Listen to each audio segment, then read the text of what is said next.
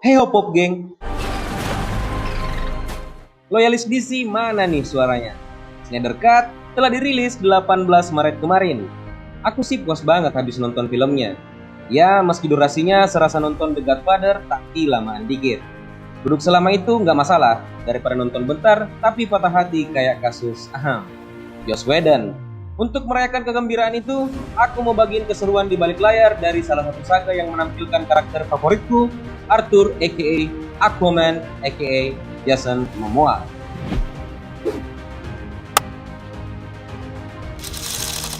Ya, selain karena suka sama karakter ini, sebenarnya ada alasan lain.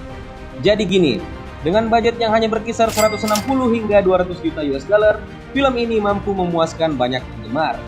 Performanya cukup bagus dari berbagai aspek, mulai dari penceritaan, kredit adegan, kemasan visual, hingga scoring.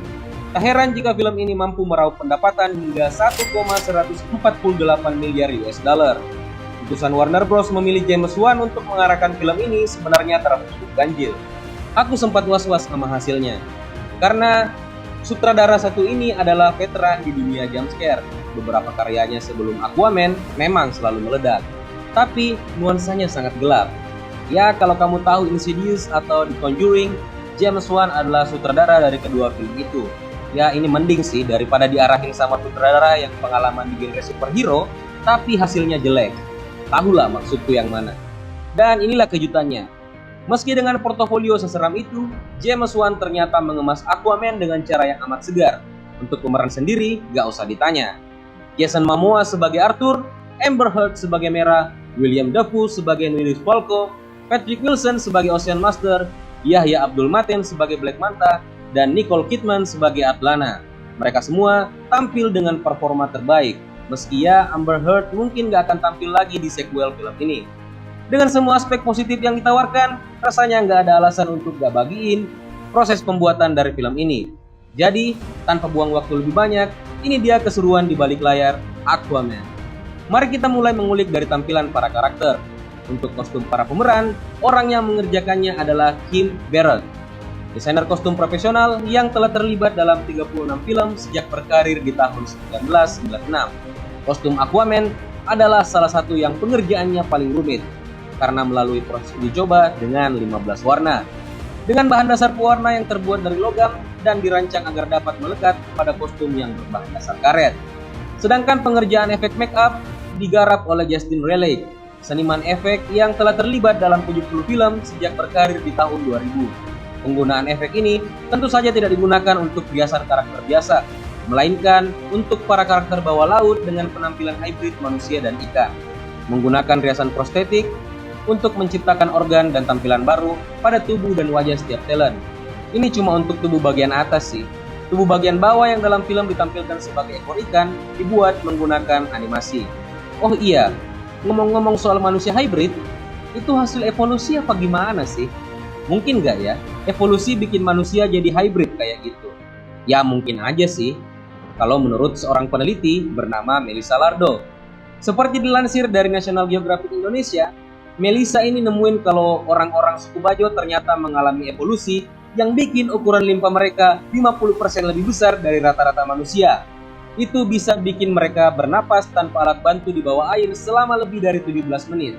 15 menit lebih lama dari rata-rata manusia. Ya, ini wajar sih. Soalnya suku nomaden ini memang sering menghabiskan waktu di bawah air. So, evolusi mungkin, tapi sampai jadi hybrid, nggak tahu. Oke, udah. Kita lanjut. Yang tadi edukasi tipis-tipis. Kita udah ngomongin kerjaan para seniman efek analog. Sekarang kita pindah ngomongin proses kerja para aktor. Jadi, karena film ini dipenuhi banyak adegan laga dan berbahaya, maka para aktor disiapkan dengan pelatihan fisik ekstra, mulai dari latihan beban, panjat dinding, hingga latihan bela diri. Karakter Amber Heard termasuk di dalamnya. Meski begitu, para pemeran pengganti tetap disiapkan untuk beberapa adegan ekstrim. Oke, dari seniman efek analog dan para pemeran, kita pindah ke efek visual. Ada 2.300 sorotan dalam film ini yang menggunakan efek visual, dan ada belasan studio yang dilibatkan untuk pengerjaannya.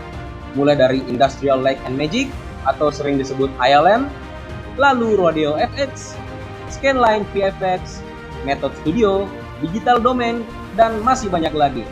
Biar kamu gak penasaran, mari kita intip proses kerja dari beberapa studio ini. Studio ILM adalah studio di balik megahnya lingkungan Atlantis dan animasi dari karakter makhluk bawah laut, mulai dari prajurit sampai hewan-hewan yang jadi kendaraan mereka. Adegan aslinya sebelum jadi animasi lumayan lucu sih. Modelnya tuh kayak gini. The proxies, the characters. ILM juga ngerjain adegan pertempuran pas lawan Ocean Master. Juga adegan di bawah air, di mana para aktor direkam dalam keadaan terikat di peralatan yang disebut rig. Setelah itu, adegan ini dipoles dengan animasi. ILM juga mengerjakan lebih dari 200 animasi bangunan, termasuk bangunan berbentuk ubur-ubur, plus animasi kapal yang dibuat dari properti berlayar kromatik kayak adegan naik hiu tadi. Sedangkan untuk lingkungan Dead Pink Island dikerjakan oleh Digital Domain. Selama proses pengambilan gambar ini, para aktor direkam dalam keadaan basah di pantai. Kemudian adegan itu dipoles dengan menambahkan elemen air terjun, pegunungan, dan dinosaurus. Sementara Studio Method mengerjakan adegan kejar-kejaran di Sisilia yang menampilkan karakter Arthur, Mera, dan Black Manta. Untuk prosesnya, para kru membangun set satu desa yang dikelilingi latar kromatik, kemudian referensi pembuatannya didasarkan pada hasil pemindaian serta pemodelan 3 dimensi, dan ditambahkan dengan dokumentasi foto dari desa-desa yang benar-benar ada. Lalu untuk adegan gurun dikerjakan oleh Rode FX, dan ya adegan ini disorot dalam set di studio dengan latar berwarna kromatik. Sedangkan adegan mercusuar dan lingkungan sekitarnya dikerjakan oleh studio Scanline. Mercusuar ini dibangun bersama set rumah berukuran penuh oleh para kru. Studio ini juga yang mengerjakan adegan kemunculan karakter Strange. Separuh adegannya menggunakan kostum, dan separuhnya lagi adalah animasi yang digerakkan dengan motion capture. Dan tentu saja, adegan perahu yang memunculkan Strange itu adalah set yang dipoles dengan VFX. Ya, serumit itulah pembuatan film ini yang sebenarnya untuk ukuran Hollywood termasuk makan biaya cukup murah dengan keuntungan gede banget. Pengalaman sutradara memang ada pengaruhnya. Ya udah, itu aja sesi film populer kali ini. Kalau kamu penasaran dengan proses pembuatan film lain, silakan cek di daftar putar kami. Di situ ada konten lain seperti alur cerita dan kesalahan dalam film. Sampai jumpa di video berikutnya.